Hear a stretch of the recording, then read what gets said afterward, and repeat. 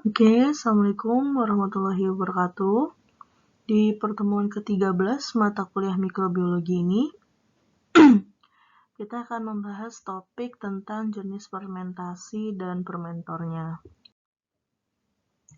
Jadi, kalau substrat adalah reaktan di dalam suatu katalis enzim gitu ya, di mana dia merupakan senyawa biokimia yang menjadi sumber nutrisi dari makanan yang bisa diurai oleh mikroorganisme. Nah, contohnya adalah misalnya di jerami padi, dia punya kandungan di substrat jerami padi gitu ya, jerami padi dikatakan substrat, dia mengandung lignoselulose. Nah, lignoselulose ini bisa menjadi sumber nutrisi bagi mikroorganisme yang kemudian diurai. Terus ada dedak dan beras. Ini ada kandungan pati yang di dalamnya mengandung glukosa ataupun karbo yang bisa dimanfaatkan oleh mikroorganisme sebagai sumber makanannya atau nutriennya yang kemudian dirombak menjadi sesuai karakteristik mikroorganismenya. Gitu ya. Ada jerami jagung dan seterusnya. Ukuran substrat terfermentasi ini ada macamnya, ada dari ukuran 20 mes sampai 100 mes. Jadi, kalau ukuran 100 mes terfermentasinya itu bisa 70 sampai 95%. Kalau kita lihat ya, semakin besar ukuran mesnya, berarti ukuran partikelnya itu semakin kecil.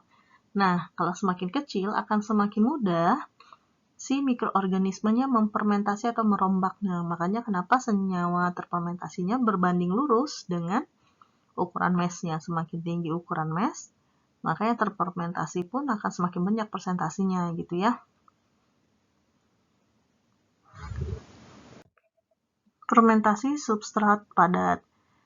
Jadi fermentasi substrat padat itu sendiri adalah yang terjadi pada substrat yang berbentuk padat. Mikroorganisme harus dipilih yang memang mampu hidup dengan baik pada substrat padat, bahkan dalam keadaan ketiadaan dan hampir ketiadaan air bebas. Contohnya banyak ya, misalnya fermentasi dengan sumber padat kacang kedelai gitu ya, ataupun banyak lagi contohnya. Nah, ini fungsi penyerapan atau absorbansinya, kadar airnya tergantung dari substrat yang digunakan. Terus kalau untuk karakteristiknya, itu mengikutkan kultur campuran dari mikrobial alami dan bibit inokulumnya. Nah, memberikan lingkungan yang selektif juga untuk sejumlah besar jamur berfilamen atau hanya sedikit dari golongan bakteri. Gitu ya, dan seterusnya. Contohnya, hidrolisis enzim untuk asimilasi komponen yang mempunyai berat molekul tinggi. Dilakukan secara ekstraseluler. Pertumbuhan mikrobial ini terjadi di dekat permukaan substrat padat yang menghubungkan antara substrat padat itu sendiri dengan lingkungan gas luarnya. Kelembapannya tergantung dari karakteristik dan jamur atau jenis funginya tumbuh pada substrat yang padat terfermentasi. Biasanya obligat aerob, memerlukan oksigen. Contoh lain, tempe merupakan makanan fermentasi dari kacang kedelai yang melibatkan mikroorganisme Rhizopus oligosporus. Nah, dalam pembuatannya, tempe membutuhkan agen mikroba yang umumnya orang pasar nyebutnya ragi ya, tapi di dalamnya adalah Rhizopus. Gitu ya.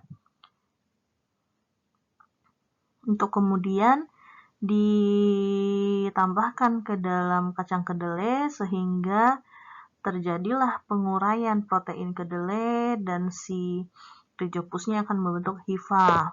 Hifanya ini ya, yang putih-putih ini hifa yang terbentuk akibat adanya fermentasi dari si Rhizopus oligosporus. Nah, kalau yang untuk contoh cair, apa contohnya? Misalnya pembuatan nata de coco. Kan substrat yang digunakan adalah kandungan nitrogen, O2, dan lain-lain yang ada pada air kelapa. Kemudian difermentasi melibatkan mikroorganisme jenis selinum ya, acetobater selinum, yang kemudian dia akan membentuk lembaran-lembaran putih di atas atau yang disebut dengan selulosa. Nah, dalam menjalankan fermentasinya, substrat cair itu ditentukan oleh sifat mikroorganisme dalam mengambil oksigen. Ada yang aerob, dia akan tumbuh di atas, anaerob akan tumbuh di dasar. Karena aerob itu dia butuh udara, maka dia akan ngambil ke permukaan dari medium cairnya. Itu ya. Nah, dan seterusnya. Prinsipnya, dia harus terbebas dari kontaminan, kadar oksigen terlalu harus penuh standar, kondisi lingkungan seperti suhu, pH harus terkontrol, dan lain-lainnya. Ini contohnya. Ada contoh lain yang menggunakan medium cair. Kalau tadi yang saya sebutkan adalah nata de coco, ini adalah proses pembuatan wine atau anggur yang menggunakan khamir. Ya, jadi ini dilihat buah anggur murni, gitu ya, dipilih yang terbaik ya, karena semakin baik buah anggurnya berarti kandungan nutrisi dalamnya semakin baik, sehingga zat yang bisa dirombak oleh si mikroorganisme atau khamirnya akan lebih bagus, gitu ya. Dihancurkan. Nih, proses penghancuran dan pembersihan lagi. Kemudian dia akan masuk lanjut ke dalam, ini ada proses produksi kontinu ya. Nah, kemudian ditambahkan sulfida nih. Ingat, ada penambahan bahan kimia sulfida. Gunanya untuk membunuh bakteri. Jadi ini adalah jenis sterilisasi dalam bentuk kimia. Penambahan sulfida untuk membunuh mikroorganisme lain yang tidak diinginkan. Jadi memastikan kalau ekstrak anggur yang datang dari proses sebelumnya ini itu akan terbebas dari mikroorganisme lain. Jadi udah steril, benar-benar hanya terkandung ekstrak anggurnya, ekstrak anggur murni ya. Kemudian dilanjutkan untuk ini ya, pemisahan antara residu sama ekstraknya atau ampasnya. Lalu masuk ke dalam klasifikasian ini, dilanjutkan disaring ya. Nah, hasil penyaringan yang padatannya tidak tersaring atau mengendap di bawah untuk ke pembuangan, yang ekstrak anggur murni yang sudah steril itu disimpan, gitu ya. Disimpan ke dalam wadah. Nah, penyimpanan lama ini nanti akan memicu atau merangsang hidupnya mikroorganisme jenis khamir. Jadi ini adalah fermentasi spontan. Semakin lama penyimpanan, dia akan semakin mahal.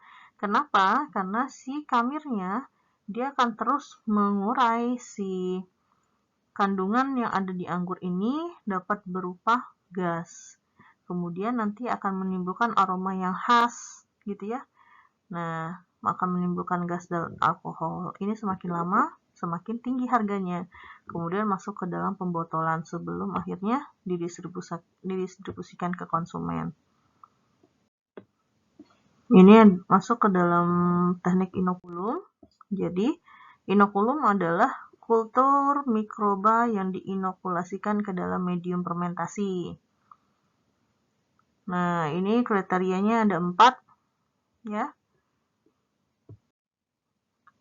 Pengembangan inokulum untuk bakteri memperoleh massa sel pada fase logaritma panjang fase log. Ya, kalau kita kemarin belajar di kurva pentumbuhan, fase log itu adalah fase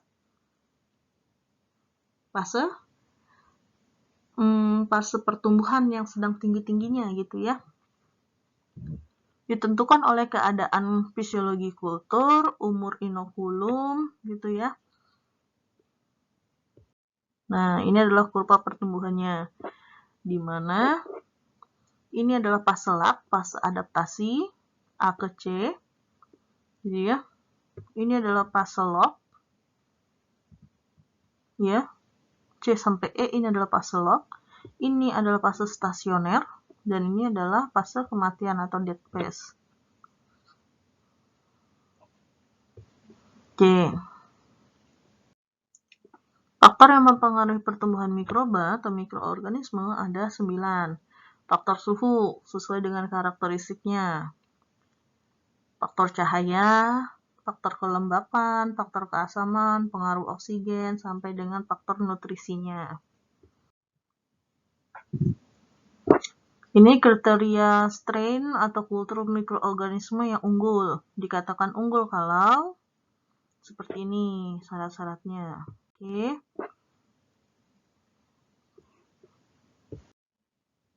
Nah, untuk mikroba fermentasi itu ada 6 ya jenisnya. Maaf, saya ralat kalau untuk fermentasi itu ada 3 jenisnya. Tapi kalau mikroorganisme secara umum ada 6 ya. Ada virus di luar ini. Ada virus, ada protozoa, ada alga. Tapi itu tidak masuk ke dalam mikroorganisme fermentasi. Nah, untuk jenis bakteri, kalau berdasarkan bentuk dari struktur selnya, ya, kalau bentuk struktur selnya, ada yang kokus, basil, dan spiral. Ini akan menjadi dasar penamaan dari mikroorganismenya, ya. Jadi kalau misalnya ada yang namanya Streptococcus bulgaricus, berarti dia adalah jenis mikroorganisme yang berbentuk kokus, bulat, gitu ya. Oke. Terus basil, batang, spiral adalah spiral. Berdasarkan kisaran suhunya, ini yang sudah disebutkan ya, ada psikofil, mesofil, dan termofil. Nah, contohnya, kita ambil contoh untuk mikroorganisme fermentasi ada kamir. Kamir atau yang disebut dengan yeast. Ini merupakan bagian dari fungi ya. Nah, biasanya contohnya digunakan dalam pembuatan roti, kecap, atau minuman beralkohol lainnya. Oke ya. Terus ada jenis kapang. Kapang atau mold juga bagian dari fungi. Cara karakteristik khususnya itu dia membentuk hifa atau benang-benang putih, baik putih ataupun hitam di dalam bahan pangan atau produk. Gitu ya.